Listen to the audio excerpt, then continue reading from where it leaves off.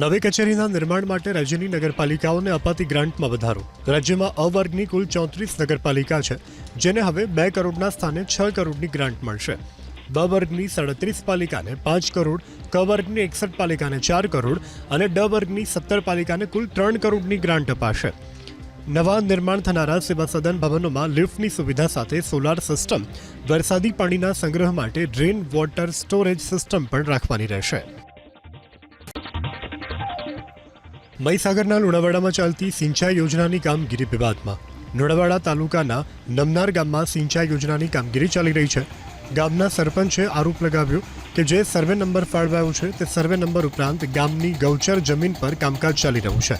પથ્થરો તોડવા માટે બ્લાસ્ટિંગ કરવામાં આવે છે, જેના કારણે ઘરોમાં તિરાડો પડી ગઈ છે. પંચાયતના સભ્યો અનુસાર કામગીરી માટે ગ્રામ પંચાયતની મંજૂરી નથી લેવાઈ. સમગ્ર મામલે જિલ્લા કલેક્ટર અને મુખ્યમંત્રી સુધી રજૂઆત કરાશે.